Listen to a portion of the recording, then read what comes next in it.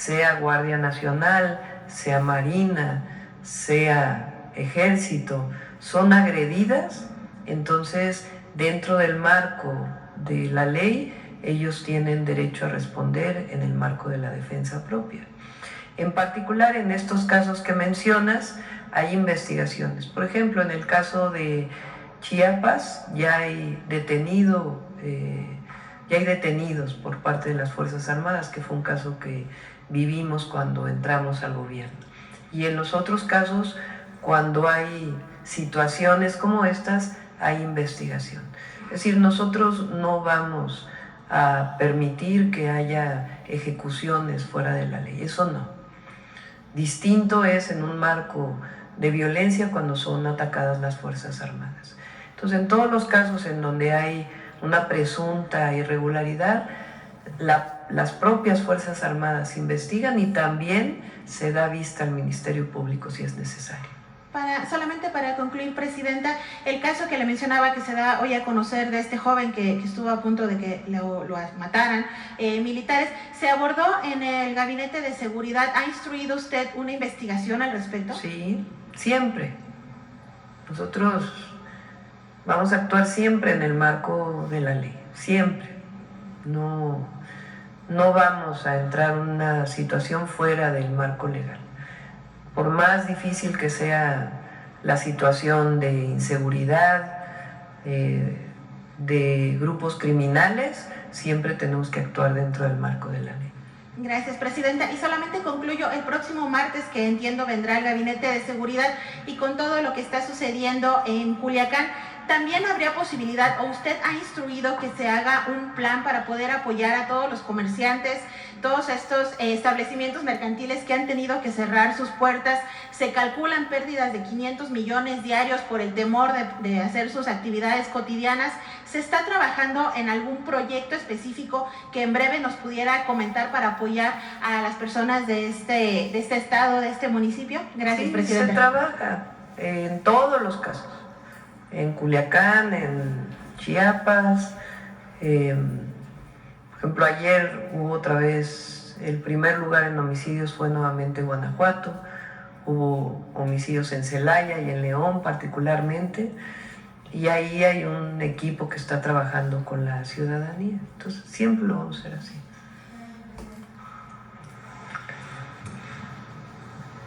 Sí. Gracias, Presidenta. Mara Rivera, de Enfoque Noticias NRM. Bueno, ya ha explicado y ya conocemos su punto de vista respecto a esta decisión ya del Poder Judicial de regresar a trabajar. Sin embargo, existe también en el ambiente este llamado que hace la vocera de los trabajadores a que continúen con el paro, y la verdad la situación se ve complicada porque hay que reconocer que sí hay un ambiente pues prácticamente de mucha frustración y también de mucho odio. Entonces, ¿qué tiene que decir la Presidenta pues a todo este grupo de trabajadores que se percibe este ánimo?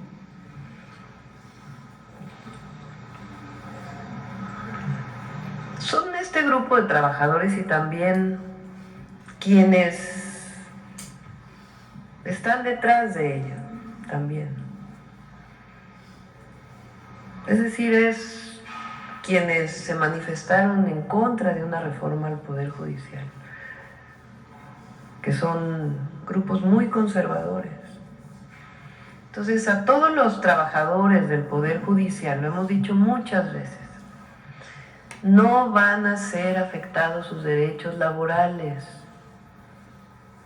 Eso lo dice un transitorio de la reforma constitucional al Poder Judicial de la Federación. ¿Por qué ellos se manifiestan? Es una pregunta. Los jueces, las juezas, pueden participar en el proceso de elección, pero es una decisión que tomó el pueblo de México. Ahora, las y los trabajadores de los juzgados del Poder Judicial de la Federación, ¿cuál es la razón de su manifestación? Si van a ser respetados todos sus derechos laborales. No va a haber afectación en ninguno de sus derechos, ni en sus ingresos. Entonces, ¿cuál es la razón de tanto enojo? Si ellos no van a tener ninguna afectación. Es más, a ellos, en vez de que sean nombrados por ser hijo, primo, hermano,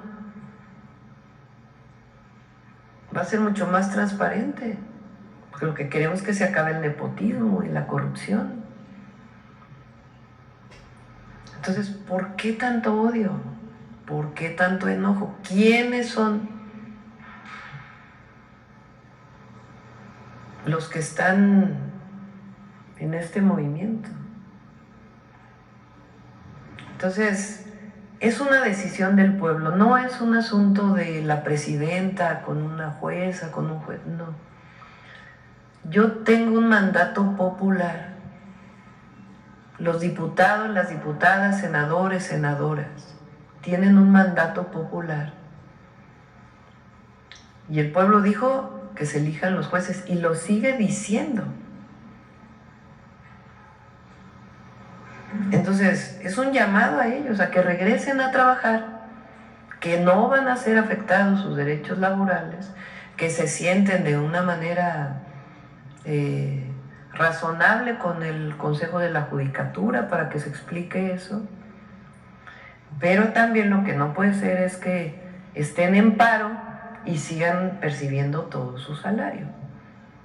Entonces ya el Consejo de la Judicatura, creo, de manera correcta dijo, bueno, ya hay que regresar a trabajar, ya el Tribunal Electoral dijo que procede la elección, ya el INE dice que va a seguir la elección, entonces pues todos a trabajar y a que la elección de jueces, magistrados, ministros, juezas, magistradas, ministras, se lleve de la mejor manera.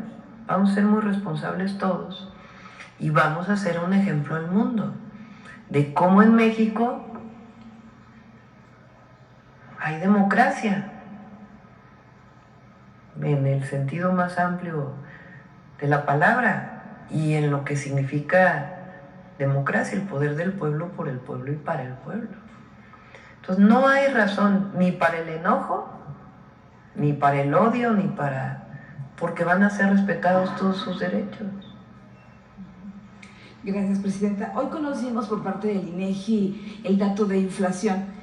Si no me equivoco, llevaba 5 quincenas ya disminuyendo esta, pero ahora esta es la segunda ocasión en la que aumentan los precios y particularmente todo lo que tiene o derivado de los productos agrícolas.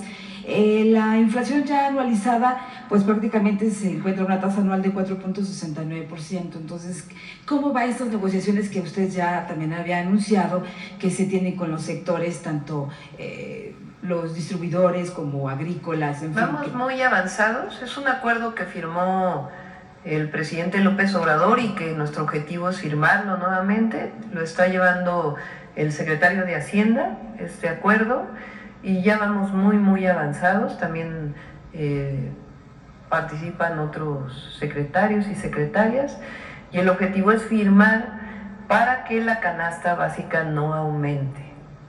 El precio del maíz está bajo, ya se definieron los precios de garantía y otros productos agrícolas no han aumentado significativamente. Entonces se puede mantener la canasta básica con los productos que tiene la canasta sin aumentar para controlar la inflación y de parte del gobierno de la República nuestro compromiso de no aumentar en términos reales ni la gasolina, ni la luz, ni el diésel, ni el gas LP. Y es que esto va, quería yo también preguntarles si habrá operativos especiales, porque ya en este momento estamos viendo precios también desbordados.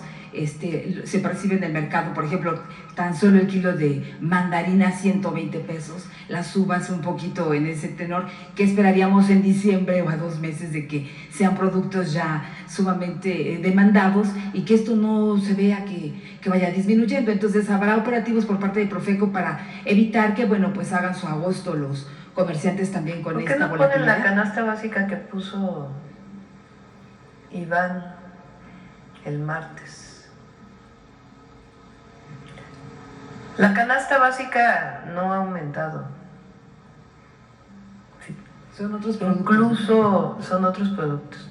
Incluso en algunos lugares, si pones la canasta donde viene cuáles son las empresas comercializadoras, si se fijan, incluso está por debajo en muchos establecimientos del precio que está fijado por este acuerdo y por la propia Profeco. Entonces, la canasta básica no ha aumentado y va a seguir la Profeco de dos maneras. Uno, se está revisando la manera de inspeccionar de la Profeco, y por otro lado, el mantener esta información de manera permanente para que la ciudadanía esté informada de cuáles son los establecimientos que tienen la canasta básica o las gasolinas a los menores precios. Sí, porque al final, por último de este tema, los productos más demandados, por ejemplo el huevo, de los 45 pesos ahorita ya está en promedio en 52 pesos. Entonces son como a lo mejor algunos productos nada más, pero que al final pegan al bolsillo. Presidenta, también quería yo preguntarle respecto a este tema del déficit fiscal, que está la propuesta, la intención de su gobierno bajarlo a 3.5%, pero existe mucha preocupación en el sector industrial, en el sector empresarial, de que esto signifique pues esta baja una inversión pública, o que representa una baja en la inversión pública, y particularmente, bueno, pues ellos enumeraban vías férreas, inversión en carreteras, puertos, aeropuertos, terminales multimodales, obras de telecomunicaciones, educación, salud, movilidad urbana y vivienda social. Entonces, en los países desarrollados, ellos argumentan que los gobiernos invierten hasta el 5% de inversión pública, y que aquí, bueno, pues es importante reducir el déficit, pero no a costa o afectando este tipo de inversión en carreteras y todo esto que le enumeré. Entonces, ¿qué mensaje o qué podría decir usted a estos sectores que temen que esto pueda ocurrir? Primero, estamos haciendo un esfuerzo muy importante para el cierre presupuestal del 2024, que va muy bien, es decir, que está todo en orden y no va a haber ningún problema. Y ahí vamos a ver cuál es el déficit con el que cerramos en el 2024. Eso es lo primero. Lo segundo, recuerden que el presidente López Obrador decidió que hubiera una inversión muy importante para el cierre de los proyectos estratégicos, el cierre más importante de Tren Maya, refinería, carreteras, y distintas obras estratégicas, que quedará muy poco, digamos, para pagar de esas obras en el 2025. Entonces, esa decisión la tomó. Por otro lado, este año todavía hubo impactos, digamos, presupuestales por toda la inversión que se hizo de afectaciones por el huracán Otis.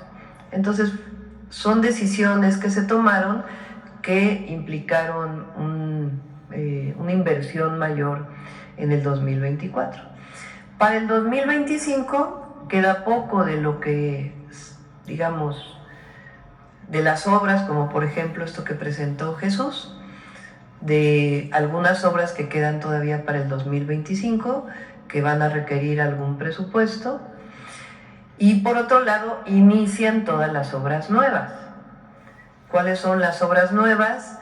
El ferrocarril México-Querétaro, el ferrocarril de pasajeros México-Pachuca, en una primera instancia, y el trabajo para que estos trenes lleguen hasta la frontera, tanto por el Golfo como por el Pacífico. Esas son obras estratégicas de todo el sexenio. Por otro lado, una serie de carreteras que ya están trabajando en los proyectos ejecutivos el secretario, que las planteamos también en los 100 puntos. Por otro lado, obras estratégicas en agua potable, tanto de tecnificación de riego, que va a llevar una inversión importante, y va muy avanzado también este acuerdo, tanto con empresarios como con distritos de riego, como obras estratégicas para agua. Pero en el 2025 pues hay una parte que son proyectos ejecutivos, desarrollo de estos proyectos, y requieren menos inversión de la que se va a necesitar en el 2026. ¿Cómo vamos a compensar, digamos, los empleos que se generaron con Tren Maya, con Interoceánico, etcétera? Obviamente, con la continuación de estos proyectos, el Tren Maya empieza la parte de tren de carga, el Interoceánico tiene que terminarse la línea que va hasta Guatemala, y algunas obras que están pendientes. Pero además, la vivienda genera mucho empleo. Infonavit tienen estimado alrededor de 50,000 millones de pesos que se pueden invertir, sin afectar, por cierto, los ahorros de los trabajadores, sino como parte de su propia función. Crecieron mucho los fondos del Infonavit porque creció el empleo formal y por lo tanto las aportaciones, igual que en el caso del IMSS. Y por otro lado son cerca de 50,000 millones de pesos para vivienda popular a través de la Comisión Nacional de Vivienda, con créditos a 0% de interés. Entonces esto empieza en febrero. Entonces tanto la vivienda como el inicio de los nuevos proyectos nos va a permitir avanzar en el empleo, pero digamos, el monto de la inversión no va a ser tanta como va a ser en el 2026, 2027, cuando ya tengamos todos los proyectos echados a andar, pero sí va a haber obra. Y al mismo tiempo, recuerden que nosotros ya por Constitución tenemos una serie de programas de bienestar que se cubren con el presupuesto público, con los impuestos de las mexicanas y mexicanos. A diferencia del pasado neoliberal, donde ese recurso iba a rescatar a los de arriba, ahora se distribuye directamente, sin intermediarios, al pueblo de México, para disminuir pobreza, desigualdades y tener acceso a derechos. Esos recursos pues potencian la economía, porque son recursos que se distribuyen a todas las mexicanas y mexicanos, y hay recursos en el bolsillo para poder adquirir productos que a su vez pues potencian la economía. Entonces hay un proyecto, hay estrategia, hay plan nacional, lo tenemos claro, y al mismo tiempo eso nos va a permitir disminuir el déficit para el 2025. Entonces está todo programado, tenemos reuniones permanentes con Secretaría de Hacienda y nos va a ir bien en el cierre 2024 y en el 2025.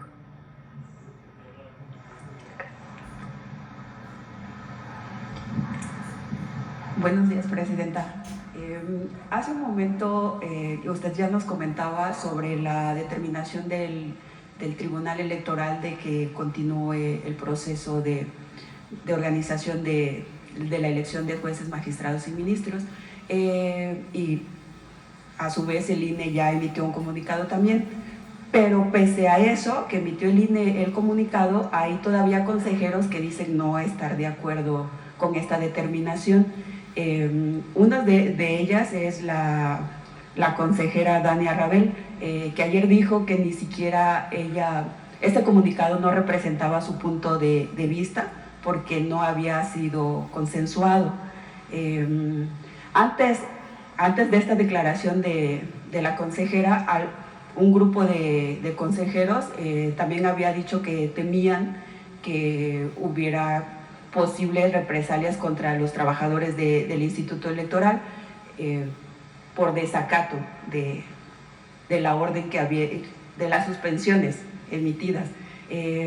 ¿Su gobierno no teme de que a lo mejor hay un grupo de consejeros que pretendan todavía no acatar esa decisión del tribunal?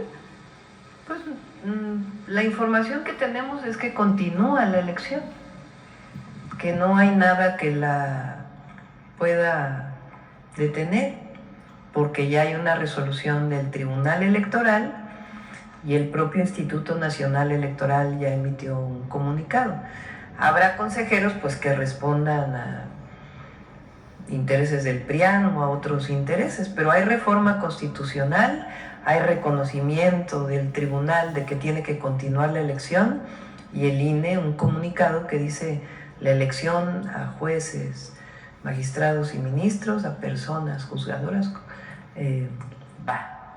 Entonces la elección va, es voluntad del pueblo de México. Gracias, Presidenta. Elia Cruz de la Hoguera. Una segunda pregunta. Ayer usted también nos explicaba que le llegó la notificación con el QR que no llevaba a ninguna parte. Después de la conferencia, el magistrado Juan José Olvera le respondió y le dice que se dé por enterada que existe la orden para eliminar del Diario Oficial de la Federación la reforma al Poder Judicial. Si usted me lo permite, la expresión fue así. Dice, aquí, como pasa en todos los juicios, hay muchas formas de enterarse. Una es recibir el documento formal, incluso con otra persona que no sea ella, y la otra es que se dé por enterada. ¿Qué respondería usted a eso? A ver, ayer tan era cierto pues que no se había notificado adecuadamente, que llegó una segunda notificación a la Consejería y al Diario Oficial de la Federación. ¿Qué hizo la consejera jurídica? Como lo planteamos, hoy en la mañana estaré enviando un comunicado al Congreso de la Unión para su opinión, y por otro lado, la propia Consejería Jurídica le pregunta al Diario Oficial de la Federación qué procede. Vale la pena, primero,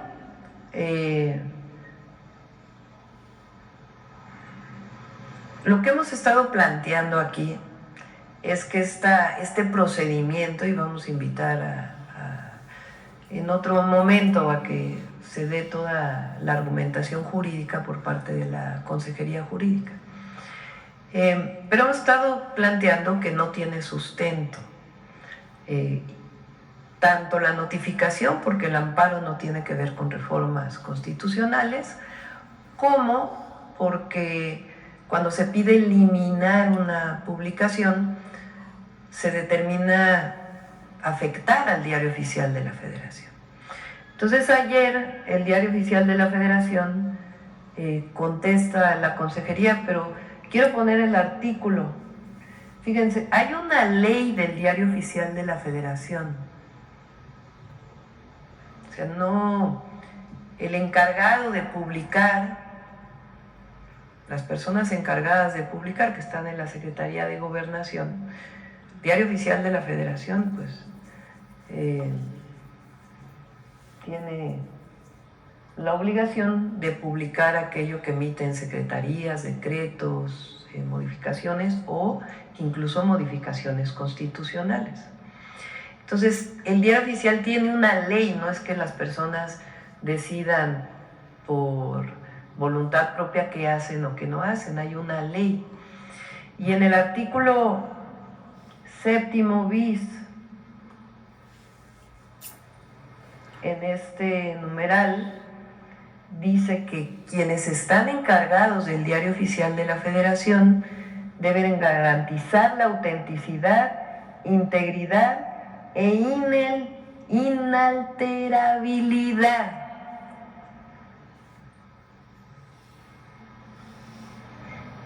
¿Sí se entiende? O sea, cualquier juez, una jueza que pide eliminar algo del Diario Oficial de la Federación, no solamente en este caso está violentando la ley de amparo, sino que además están violentando la ley del Diario Oficial de la Federación.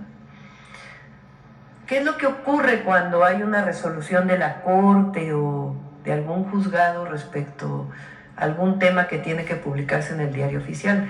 No es que se elimine lo que ya fue publicado, sino que en todo caso hay una nueva publicación que dice se deja sin efecto esto, pero no se puede pedir eliminar algo del Diario Oficial porque la propia ley del Diario Oficial dice que no puede ser alterado el Diario Oficial de la Federación.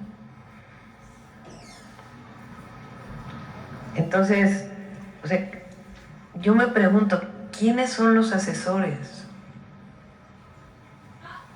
O sea, porque yo creo que no, sí saben cuáles son algunos de los requisitos, ¿no? Haber sacado 8 de promedio en la carrera y 9 de promedio en la materia que corresponda. Entonces, ¿cómo una jueza puede hacer una solicitud que viola varias leyes. Entonces, ¿quién es la asesora de esta jueza o de este magistrado? O sea, si son los ministros de la Corte, imagínense. O a lo mejor son abogados de quienes son parte de este grupo que no quiere que pase la reforma judicial. Del PRIAN, de Claudio X González. Entonces, que se busquen buenos abogados, porque la verdad es que están... Entonces, ¿qué se hizo? Se recibe la notificación, tan era claro que no se había notificado que vuelven a notificar. Y ya que se recibe la notificación, la Consejería solicita al Congreso y además al Diario Oficial de la Federación. Y el del Diario Oficial de la Federación dice: yo tengo una ley que me impide eliminar una publicación. Pero bueno, ya es, digamos que eso ya quedó un poco en el pasado, porque finalmente ya resolvió el Tribunal Electoral, ya el INE dice que continúa.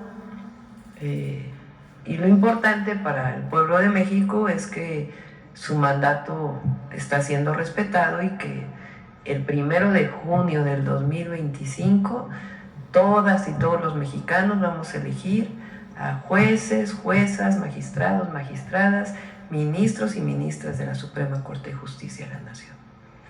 Y finalmente, Presidenta, ¿cuál es su opinión sobre las declaraciones ayer del rector de la UNAM, el doctor Leonardo Lomelí, que al acudir a la firma de un convenio de colaboración en el que además estaba la presidenta de la Suprema Corte, la ministra Norma Piña, llama a defender la carrera judicial? ¿Y qué dice de la Constitución? Viene la ley, fíjense, vienen varias leyes secundarias todavía.